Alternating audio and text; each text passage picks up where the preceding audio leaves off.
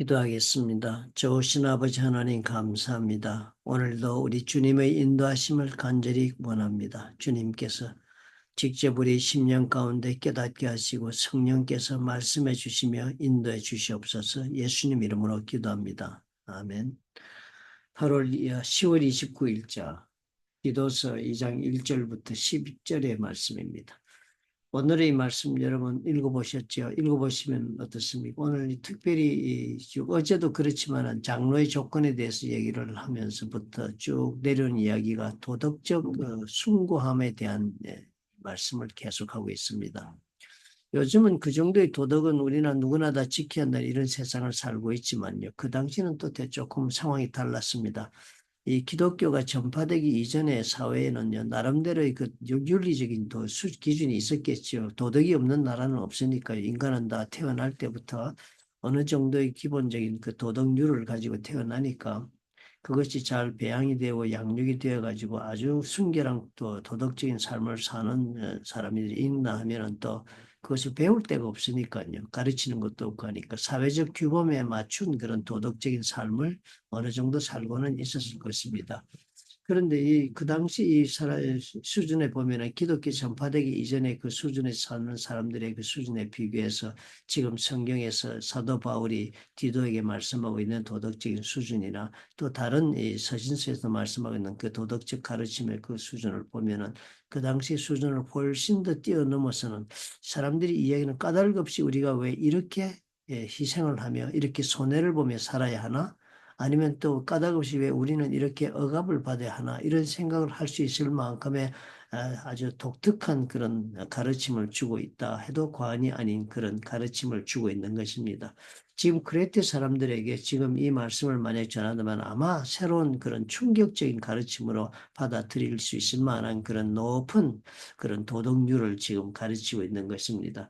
그 첫 번째 특징이 뭡니까? 늙은 남자로서의 절제하며 경건하며 신중하고 이런 이야기도 그 당시 늙은 남자로서는 이 정도의 높은 도덕적 수준을 가르치고 있는 것입니다. 늙은 여자는 또 이 정도로 살아야 한다는 것이 행실이 거룩해야 한다.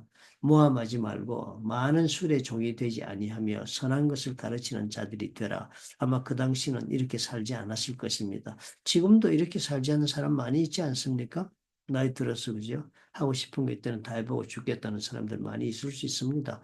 그리고 또 요즘같이 개인적인 그런 개인주의가 아주 우선시되고 있는 사회에서는 각자 법을 어기지 않는 선에서 누구도 관여하지 않는 그런 사람들을 각자의 그룹별로 자신들이 같은 그 깃털을 따라 같은 새들이 모이듯이 그렇게 모여서 사람들이 살고 있는 것은 사실입니다.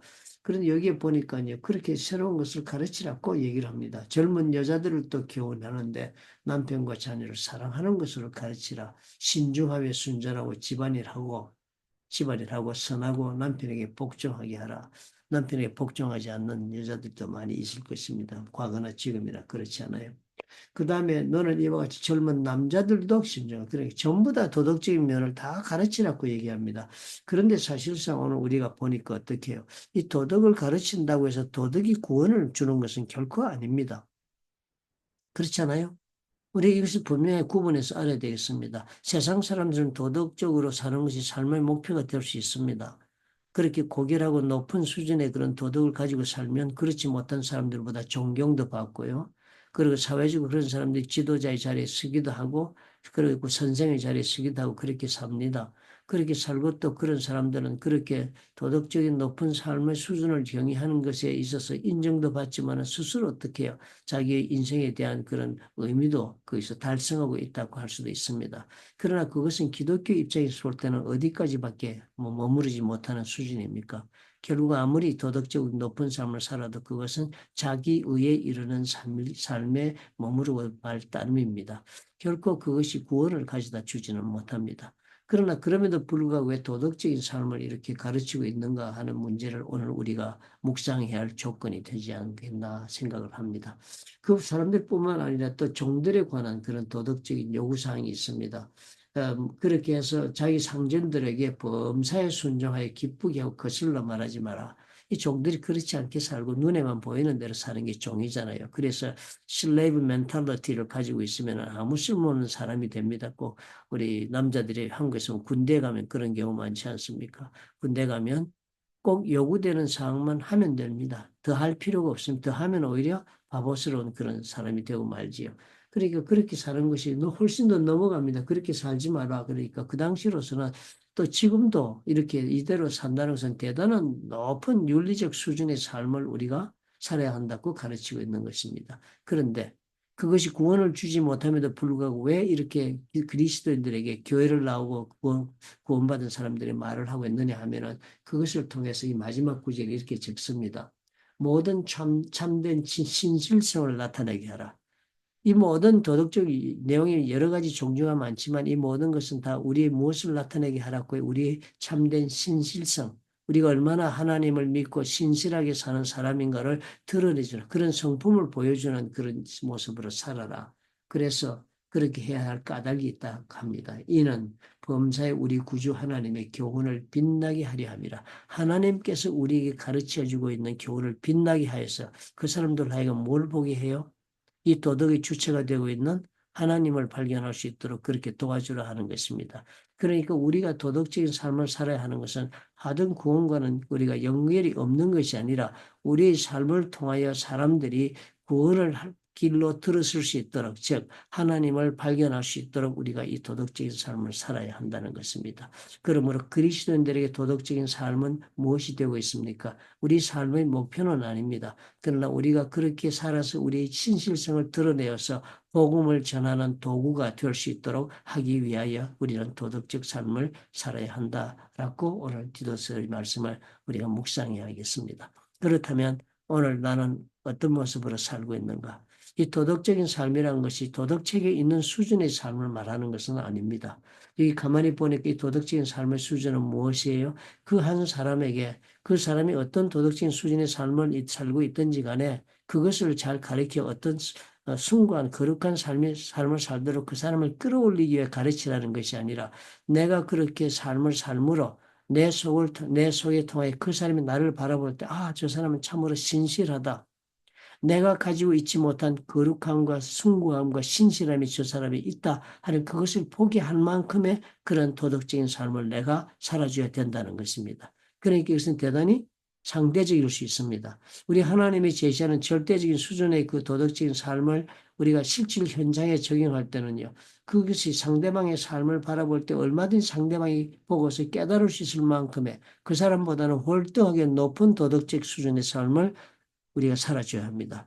신실성을, 하나님의 신실성을 드러낼 수 있을 만큼 아주 도덕적인 그룹에 들어가도 어떻게 해요? 그 사람들이 갖지 못한 정말 하나님의 사람이기 때문에 저들과는 다르게 가지고 있는 신실성을 보여주는 수준의 삶을 우리가 살아야 된다고 하는 것입니다. 왜요? 복음이 전파되게 하도록 하기 위해서. 우리가 또 복음을 전하는 그 도구로 쓰임받기 위해서. 우리가 또 그리스도인이 되어서 사람들로 하여금 그리스도인들이 된다는 것이 과연 무엇을 뜻하는 것을 바라보고 그리고 그것을 흠모하는 마음을 불러일으키도록 하기 위해서 우리가 도덕적인 삶을 살아야 한다고 합니다. 대단히 중요한 가르침이잖아요. 그죠? 복음이 전파되는 그 통로로 내가 쓰임받기 위해서는 나는 신실함을 드러내야 합니다. 상대방의 수준을 비추해 볼 때 그 사람이 높은 수준의 삶을 살고 있다면 그 사람이 또 갖고 있지 못한 하나님 앞에서 더욱더 신실하고 거룩함을 보여줄 수 있어야 합니다. 그런 면에서는 우리는 실천적으로 배울 때는 또 이 도덕적인 삶이 상당히 상대적인 그런 요구사항을 가지고 있습니다.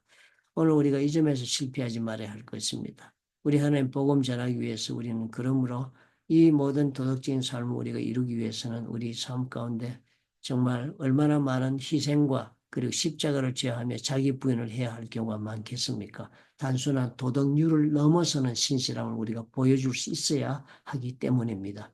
대단히 어려운 그런 요구를 받고 있는 것 같지만 이 모든 것도 어떻게 해요? 복음을 전하기 위해서 내가 하나님 앞에 내 삶의 라이프 스타일로 연마하고 훈련받아서 갖추어야 할 나의 캐릭터의 한 부분이 되어야 하는 것입니다.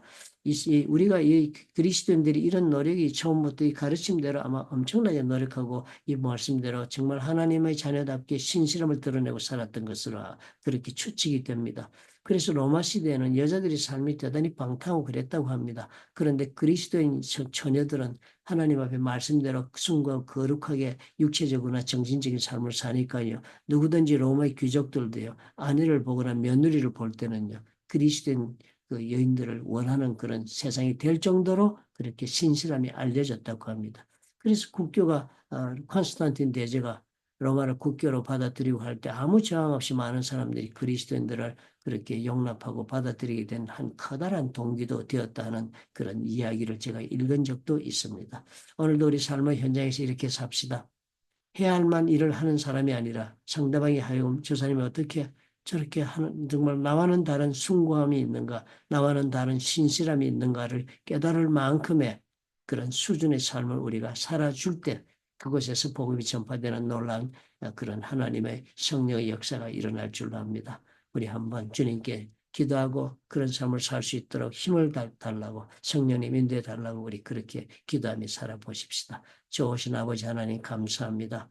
복음을 전하기 위해 주님께서 요구하시는 신실함의 삶이 내 삶 속에서 나의 성품에서 우러나오는 그런 삶을 살 수 있도록 하나님 은혜를 더하여 주옵소서. 지켜야 할 만을 지키고 해야 할 만한 것을 행하는 그리스도인이 아니라 상대방이 참으로 나를 통하여 하나님의 사랑이 어떤 것인가를 볼 수 있도록 아버지여 신실함을 드러내는 삶을 살라고 오늘 디도에게 사도 바울이 요구하고 있는 것이 우리에게도 오늘 주의 성령께서 우리의 마음을 두드리시며 요구하는 말씀이 되도록 축복해 주옵소서. 예수님 이름으로 기도합니다.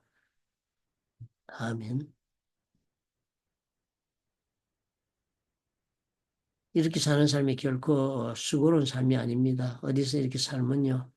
많은 영혼들에게 우리는 그들의 영혼을 위로해주고 도와주고 또 상담해주고 하는 그런 상대가 될 수 있습니다. 나의 관계 없고요. 직분에 관계 없습니다. 인간은 누구나 내적 갈등과 고민 가운데 빠져서 답을 찾지 못하고 허적거릴 때 내가 누구에게서 이 답을 들을 수 있을까라는 그런 욕구를 갖게 마련입니다. 우리가 참으로 참된 신실성, 하나님을 믿는 사람으로서 남들과는 다른 그런 영적 고귀함의 삶을 우리가 살고 있는 것을 남들이 감지할 때는요, 언제나 그들의 위기 때 우리를 찾게 될 것입니다. 그때가 우리가 복음을 전할 수 있는 얼마나 좋은 기회가 되겠습니까?